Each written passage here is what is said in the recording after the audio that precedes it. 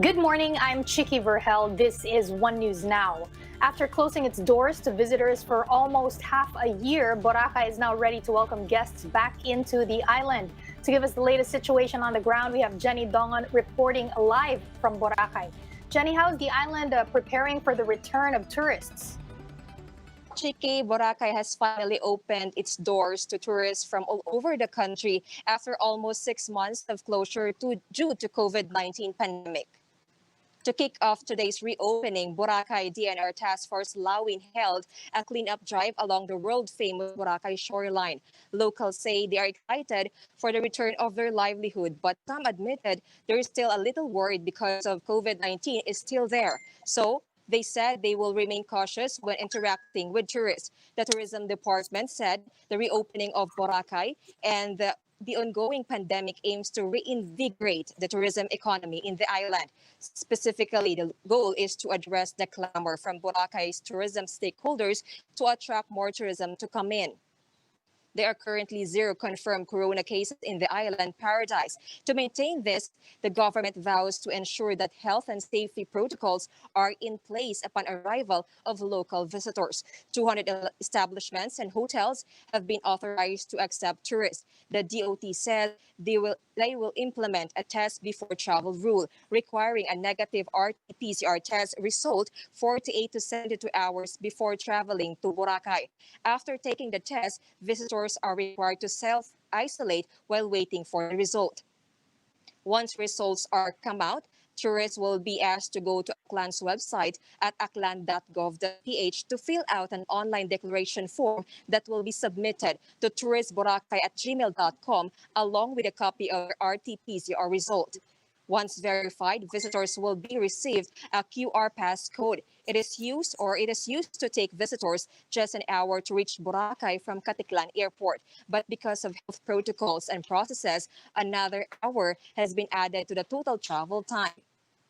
Visitors should also expect changes in the tourist scene. There will be no more crowded shores as beach parties are no longer allowed. Nightlife will be way quieter than usual as bars remain closed and drinking is still prohibited. Curfew hours will be implemented at 11 p.m. until 4 a.m. Swimming is allowed only in designated areas marked by flags from 6 a.m. to 6 p.m. Guests must wear face masks at all times, especially outside the resort. Shiki, right now they have already tourists here, but there are locals, majority coming from Western Visayas. But later this afternoon, the LGU expecting the arrival of tourists coming from GCQ or MGCQ areas, as Philippine Airlines announced to have a regular flight going here to Caticlan Airport. Shiki.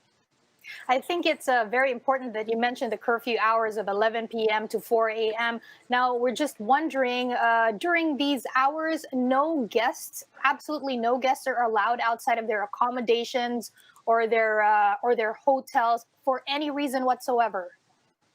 Yes, Chiki, because there's no reason for them to come out because establishments will be closed at around 11 p.m. and also hotels have also their protocols by 10 p.m. Their amenities, specifically the swimming pool and bar or the swimming pools and gym, are also be closed. Chiki. I see. Thank you very much, Jenny Dongon. She's reporting live from Boracay. In light of Boracay's reopening, flights from Manila to Caticlan have resumed operations as of today. To give us an update on the situation on the ground, Greg Gregorio is reporting live from NAIA. Greg, how many airlines are offering flights to Caticlan today? Chiki air travel to Caticlan has indeed resumed starting today. However, only a few airlines have begun offering flights to the island as the carriers opt to gradually resume operation to the popular destination.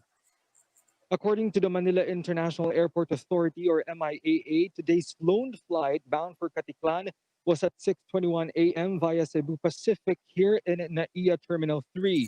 We saw some passengers who were not headed to the island but simply flying back to their hometown in Caticlan after months of cancellation and rebooking.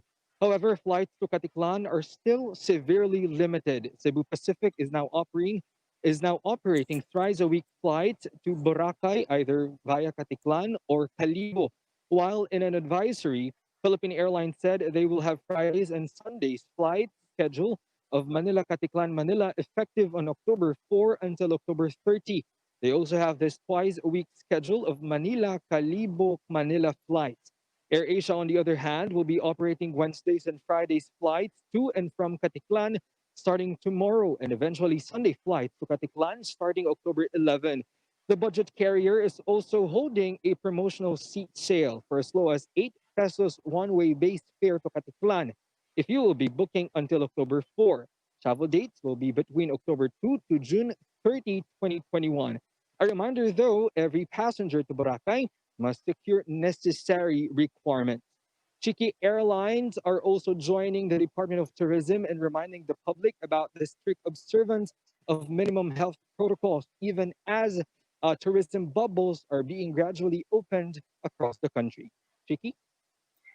Yes, understandable. We have just recently opened the tourism industry, so understandable, very understandable that flights are still limited as of the moment. Thank you, Greg. That was Greg Gregorio reporting live from NAIA. We'll be back with more stories after the break. Keep it here on One News.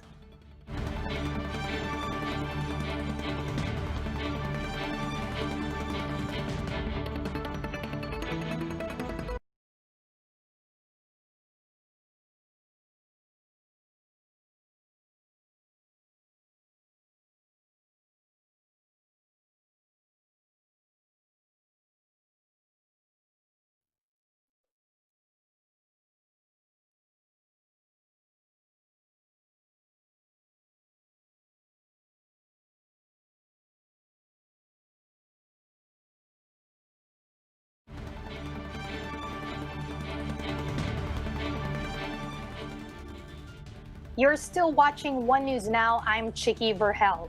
It's not just Boracay opening its doors to visitors from outside the area this week. The city of Pines is likewise preparing for the arrival of guests from nearby cities. To tell us how the summer capital of the Philippines is gearing up for October visitors, we have Romel Lopez reporting live from Baguio City. Yes, Chigi, you're right. Baguio City is now ready to accept tourists starting today. And locals or those residents are the first people who get to experience the relaunching of Baguio City. Locals were the first to get reintroduced to the whole new Baguio experience, like riding boats and visiting Burnham Park's man-made lake. Starting today, tourists from Region 1 can enter the city provided they had signed up at the Baguio City Visita web portal.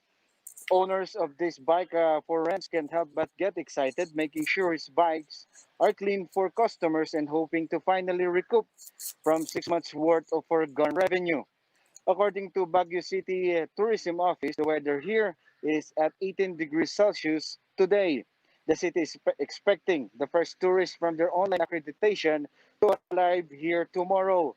A total of 94 hotels are now accredited to take guests. Hotels impose studios health safety protocols. Guest vehicles are subjected to disinfection upon entry. Regular body temperature checks are imposed to guests, and they make sure to offer contactless check-in and payments as well.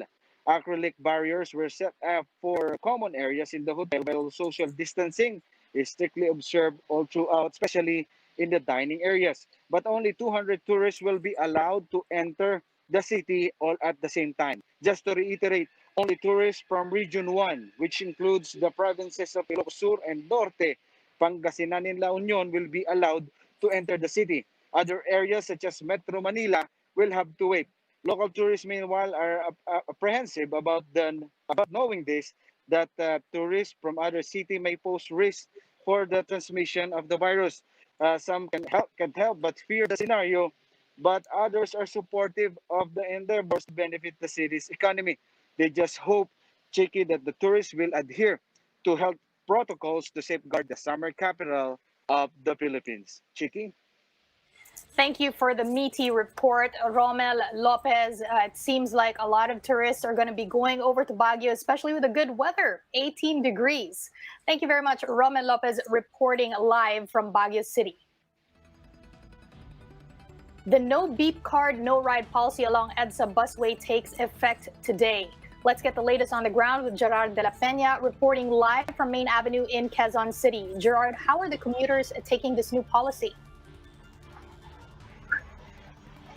Well, Chiki, commuters are having mixed sentiments regarding the government's directive that mandates the use of beep cards and paying for fares in this route. Well, some passengers find it